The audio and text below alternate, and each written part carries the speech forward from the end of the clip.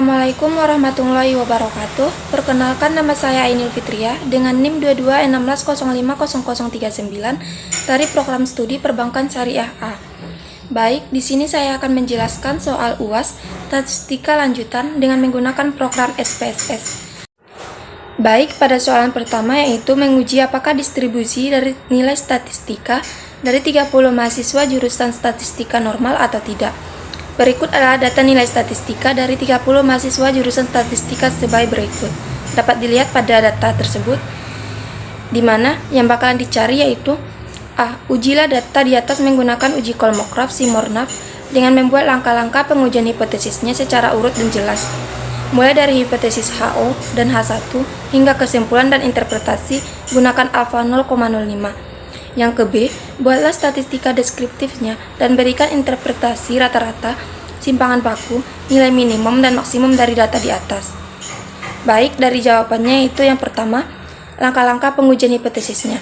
Sebelum langkah-langkahnya, saya sudah membuat data dari data SPSS-nya yaitu One Sample Kolmogorov Simorov Test. Dapat dilihat pada data tersebut, di mana langkah hipotesisnya yaitu yang pertama, hipotesis HO, di mana distribusi populasi mengikuti distribusi normal. H1, distribusi populasi tidak mengikuti distribusi normal. Yang kedua, pengambilan keputusan dasar berdasarkan probabilitas. Jika probabilitas kecil dari 0,05, maka HO diterima. Jika probabilitas kurang dari 0,05, maka HO ditolak. Yang ketiga yaitu keputusan atau kesimpulan. Terlihat bahwa pada kolom sig-nya yaitu 2 Thailand untuk diuji dua sisi adalah 0,184. Karena kasus ada uji satu sisi, maka probabilitas menjadi 0,184 dibagi dengan 2, hasilnya itu 0,092. Di sini didapatkan probabilitas di atas 0,05, maka HO diterima atau distribusi populasi mengikuti distribusi normal. Baik, interpretasinya yaitu pada taraf nyata 5% atau 0,05 cukup bukti terima HO, yaitu nilai statistika mahasiswa jurusan statistika adalah 0,092 atau berada di atas 0,05 sehingga distribusi populasi bisa dikatakan mengikuti distribusi normal. Soalan yang ke B, uji statistika deskriptif dan interpretasinya. Baik, sudah diterangkan bahwa data deskriptif statistik menggunakan SPSS-nya seperti yang di atas.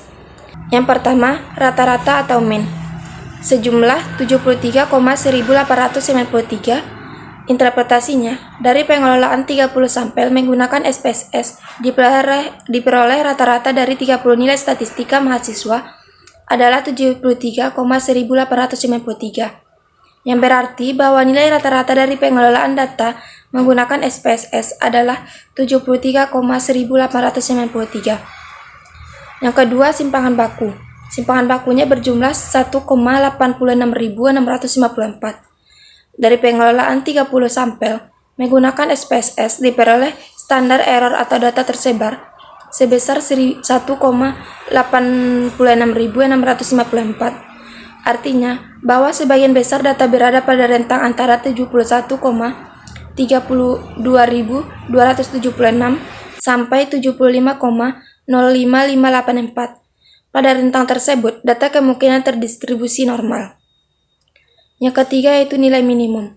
Nilai minimumnya berjumlah 50,00. Dari pengelolaan data menggunakan SPSS dari 30 sampel diperoleh nilai minimum 50,00, yang artinya bahwa nilai statistika mahasiswa tidak ada yang lebih kecil dari 50.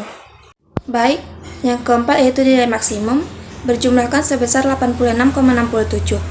Interpretasinya, dari pengelolaan data SPSS 30 sampel diperoleh nilai maksimum 86,67, yang artinya bahwa nilai statistika mahasiswa yang paling tinggi nilai statistikanya adalah 86,6,7. Baik, selanjutnya itu standar deviation-nya berjumlah sebesar 10,22.344. Baik, soalan yang kedua yaitu PT Maju Mundur Informatika atau MMI beberapa bulan ke depan akan gencar-gencarnya mengadakan proses sebuah aksesoris komputer di berbagai daerah dengan membuka stand di berbagai daerah berikut ini. Data mengenai penjualan biaya promosi dan luas stand yang dikeluarkan di 15 daerah. Analisa data berikut ini, di mana soalan yang pertama itu menentukan korelasi antara penjualan Y dan promosi atau singkatan RYX1, dan korelasi antara penjualan dengan stand atau singkatan RXY2, serta berikan interpretasinya. Yang kedua, tentukan koefisien determinasi R2 dan berikan interpretasinya. Yang ketiga, persamaan regresi linear berganda. Di yang pertama, jika X1 dan X2-nya 0, maka nilai beta sekian artinya. Dan jika X1 atau biaya promosi naik 1 juta rupiah, maka. Dan 3, jika X2 atau jumlah stand ditambah 1 meter kuadrat, maka. Yang keempat, prediksilah banyak penjualan jika biaya promosi 45 juta rupiah dan luas stand 150 meter kuadrat. Baik, soalnya pertama yaitu korelasi antara penjualan Y dan promosi X1 atau disingkat dengan RYX1, dan korelasi antara penjualan Y dengan stand X2 atau disingkat dengan RYX2, serta berikan interpretasinya. Di sini saya sudah membuat correlation yang berdasarkan data program SPSS. Selanjutnya, nilai korelasi antara penjualan Y dan promosi X1 atau disingkat dengan RXY1 adalah menunjukkan angka sebesar 0,898. Hal ini menunjukkan bahwa hubungan antara penjualan Y dan promosi X1 adalah kuat. Artinya, jika semakin baik atau konsisten promosi yang dilakukan, maka akan membuat jumlah penjualan cenderung akan meningkat. Yang kedua, nilai korelasi antara penjualan Y dan stand X2 atau disingkat dengan RXY2 adalah menunjukkan angka sebesar 0,901. Hal ini menunjukkan bahwa hubungan antara penjualan Y dan stand X2 berhubungan secara kuat. Artinya, jika semakin luas stand yang dipakai, maka akan membuat jumlah penjualan akan semakin meningkat. Yang berikutnya, soalnya kedua, yaitu koefisien determinasi R2 dan interpretasinya. Di sini saya sudah menyertakan model summary berdasarkan program SPSS. Berikutnya, yaitu kolom R menunjukkan angka koefisien korelasi yaitu sebesar 0,974. Hal ini menunjukkan bahwa hubungan antara variabel kuat dan atau sangat kuat. Yang kedua, yaitu kolom R square sama dengan 0,949 merupakan kuadrat dari nilai korelasi R square atau juga disebut koefisien determinasi. Hal ini berarti bahwa jumlah promosi atau X1 dan jumlah stand atau X2 dapat menjelaskan penjualan sebesar 94,9% dan 5,1% lainnya dipengaruhi oleh variabel lainnya atau faktor-faktor lainnya, di mana didapat dari 100 dikurang dari 94,9%. Tiganya yaitu kolom standar error of the estimate sebesar 9,983 menunjukkan bahwa nilai rata-rata dari seluruh data yang menyimpang dari garis regresi. Hal ini menandakan bahwa model regresi ini baik digunakan karena standar deviasi atau 9,983 lebih kecil dibandingkan standar deviasi penjualan sebesar 41,113. Baik, soal yang ketiga yaitu persamaan regresi linear berganda. Di sini saya sudah menetarakan data SPSS tentang persamaan regresi linear berganda di coefficient. Yang pertama, untuk penyusunan persamaan garis regresi dari data di atas dapat menggunakan nilai-nilai dari kolom B, yaitu kolom unstandardized coefficient. Dari kolom B ini didapat konstan 60,786, sedangkan untuk nilai koefisien variabel promosi 2,238 dan koefisien variabel stand 0,576. Baik, rumus dari persamaan regresi yang berganda yaitu Y sama dengan BO ditambah B1X1 dan tambah B2X2 ditambah BNXN, sehingga didapatkan persamaan regresinya yaitu Y sama dengan 60,786 ditambah 2,238X1 ditambah 0,576X2. Keterangannya itu Y sama dengan variabel penjualan, X1 variabel jumlah promosi, dan X2 variabel jumlah stand. Baik, pada soalan, jika X1 dan X2-nya 0, maka nilai beta 0 sekian artinya. Maka dapat dicari dengan Y sama dengan 60,786 ditambah 2,238X1 ditambah 0,576X2. Y sama dengan 60,786 ditambah 2,238 dikali 0 ditambah 0,576 dikali 0. Y sama dengan 60,786.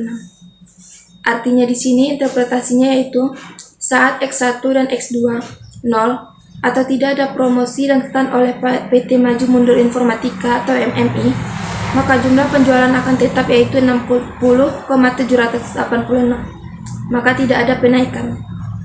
Yang soalan ke B, jika X1 atau biaya promosi naik 1 juta rupiah, maka Y sama dengan 60,786 ditambah 2,238 X1 ditambah 0,576 X2.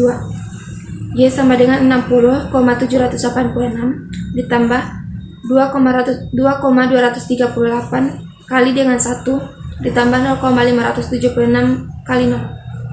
Y sama dengan 60,786 ditambah 2,238. Y sama dengan 63,24. Artinya atau interpretasinya di sini yaitu ketika X1 atau biaya promosi naik 1 juta rupiah atau terjadinya biaya promosi sebesar 1 juta rupiah, maka akan mengalami kenaikan sebesar 2,238 juta dan memperoleh penjualan sebesar 63,24. Soalan yang ke C yaitu jika X2 atau jumlah stand ditambah 1 meter kuadrat, maka Y sama dengan 60,786 ditambah 2,238 X1 ditambah 0,576 X2. Y sama dengan 60,786 ditambah 2,238 dikali 0 ditambah 0,576 dikali 1. Y sama dengan 60,786 ditambah 0,576. Y sama dengan 61,362. Artinya atau interpretasinya di sini yaitu ketika X2 atau jumlah stand ditambahkan 1 meter kuadrat atau terjadinya penambahan stand 1 meter kuadrat, maka akan mengalami kenaikan sebesar 0,576 dan memperoleh penjualan yang meningkat sebesar 61,362. Baik, selanjutnya soalan yang terakhir yaitu prediksilah banyak penjualan jika biaya promosi 45 juta rupiah dan luas stand 150 meter kuadrat.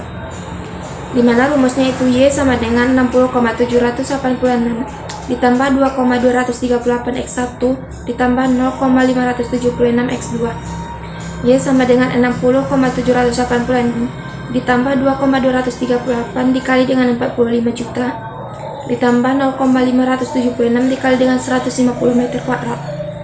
Y sama dengan 60,786 ditambah 100,71 ditambah 86,40. Y-nya sama dengan 247,896. Artinya atau interpretasinya di sini yaitu ketika dilakukannya promosi 45 juta rupiah dan luas stand 150 meter kuadrat, maka akan diperoleh jumlah penjualan sebesar 247,856. Sekian dari penjelasan tentang UAS statistika lanjutan dengan menggunakan program SPSS. Jika ada salah dan kejanggalan, saya mohon maaf. Assalamualaikum warahmatullahi wabarakatuh.